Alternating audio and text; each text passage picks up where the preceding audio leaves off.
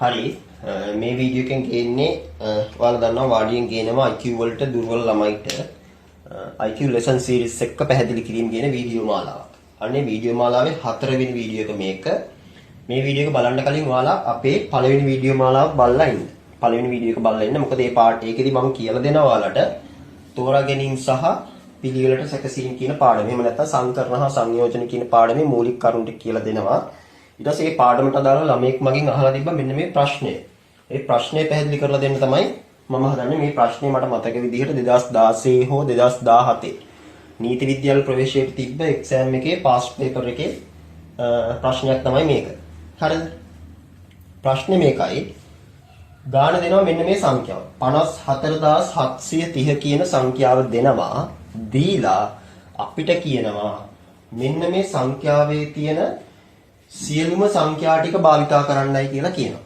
මේ සංඛ්‍යාවේ තියෙන සියලුම සංඛ්‍යා ටික අනිවාර්යෙන් භාවිතා කරන්න ඕන.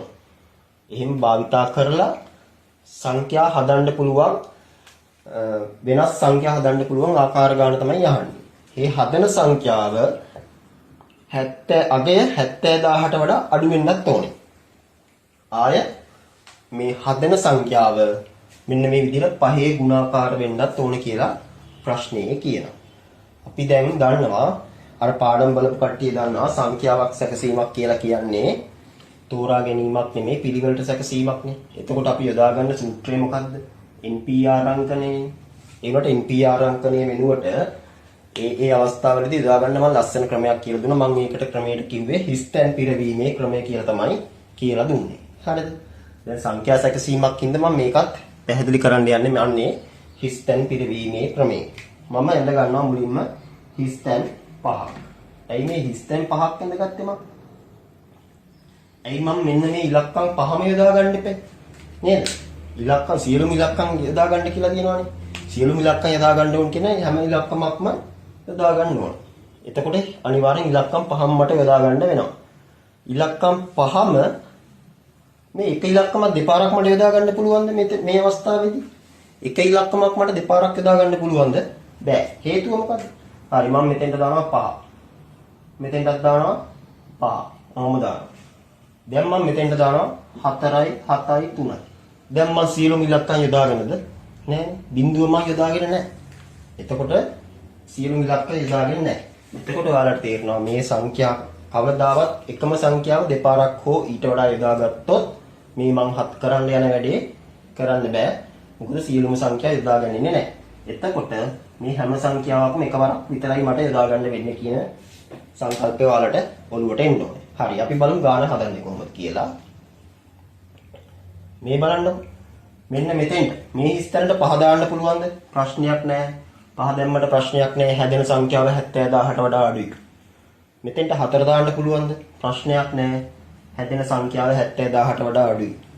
මෙතෙන්ට 7 දැම්මොත් අනිවාර්යෙන්ම හැදෙන සංඛ්‍යාව 70000ට වඩා වැඩි වෙනවා. 7 දාලා හරියන්නේ නැහැ. මෙතෙන්ට 3 දැම්මොත් මෙතෙන්ට 3 දැම්මත් ප්‍රශ්නයක් නැහැ. හැදෙන සංඛ්‍යාව 70000ට වඩා අඩු සංඛ්‍යාවක් තමයි හැදෙන්නේ. මෙතෙන්ට බිඳුව දාමුද? බිඳුව දාන්න පුළුවන්ද? විල්ලැජ්ජ නැති වැඩ කරන්න හදන්න එපා.